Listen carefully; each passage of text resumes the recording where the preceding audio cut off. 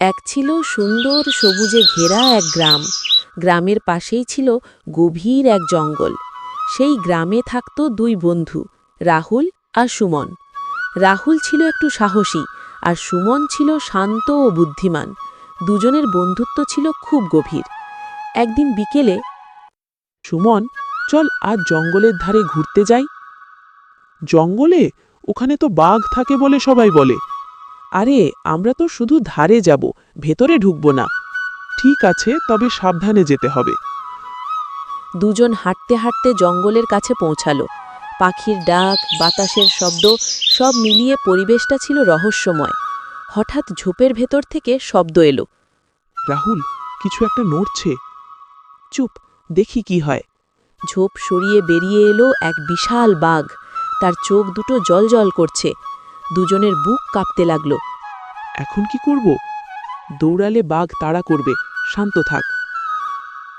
তোমরা ভয় পেও না, আমি ক্ষুধার্ত নই। দুজন একে অপরের দিকে তাকালো। তুমি তুমি কথা বলতে পারো? হ্যাঁ, পারি, কিন্তু সবাই আমাকে দেখে ভয় পায়। আমরা ভয় পেয়েছিলাম, কিন্তু তুমি আক্রমণ করছো না কেন? আমি বহুদিন ধরে এই জঙ্গলে একা থাকি, মানুষ শুধু আমাকে শিকারী ভাবে। বাঘটি ধীরে বসে পড়ল। এক সময় এই জঙ্গল বড় ছিল, এখন গাছ কেটে ফেলা হচ্ছে, আমার পরিবারও হারিয়ে গেছে। তাহলে তুমি একাই আছো? হ্যাঁ, আমি কারও ক্ষতি করতে চাই না। রাহুলের মন নরম হয়ে গেল। আমরা তোমার বন্ধু হতে পারি? বাঘের চোখে যেন জল চিকচিক করল। মানুষের বন্ধু, এটা কি সম্ভব? বন্ধুত্ব তো ভয়ের চেয়ে বড়। হঠাৎ দূর থেকে বন্দুকের শব্দ শোনা গেল।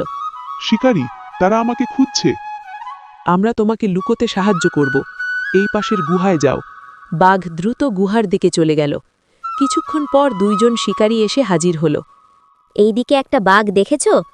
না কাকা, আমরা তো কিছুই দেখিনি। তাহলে অন্যদিকে খুঁজতে হবে। শিকারীরা চলে গেল। বাঘ গুহা থেকে বেরিয়ে এলো। তোমরা আমার প্রাণ বাঁচালে। বন্ধুর জন্য এটা কিছুই না। কিন্তু তুমি প্রতিশ্রুতি দাও, গ্রামের কারও ক্ষতি করবে না। আমি কথা দিচ্ছি। পরদিন দুজন গ্রামের মুরব্বীদের সব কথা জানালো। বাঘের ওপর ভরসা করা কি ঠিক? সে আমাদের আক্রমণ করেনি। জঙ্গল না থাকলে বাঘও থাকবে না। আমাদের গাছ কাটাও কমাতে হবে। গ্রামের লোকেরা ভাবল। শেষে সিদ্ধান্ত হলো জঙ্গল রক্ষা করা হবে, শিকার নিষিদ্ধ করা হবে। কিছুদিন পর জঙ্গল আবার সবুজ হয়ে উঠল।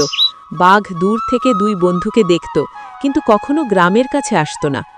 একদিন সন্ধ্যায়, দেখ, ও দূরে দাঁড়িয়ে আছে। হ্যাঁ, সে আমাদের দিকে তাকিয়ে আছে। বাঘ মাথা নত করে যেন কৃতজ্ঞতা জানালো। বন্ধুত্ব, সাহস আর বুদ্ধি, এই তিনটি গুণ থাকলে বড় বিপদও সামলানো যায়। ভয়কে জয় করে ভালোবাসা দেখালে শত্রুও বন্ধু হতে পারে, আর প্রকৃতিকে রক্ষা করলে সব প্রাণী নিরাপদে থাকতে পারে।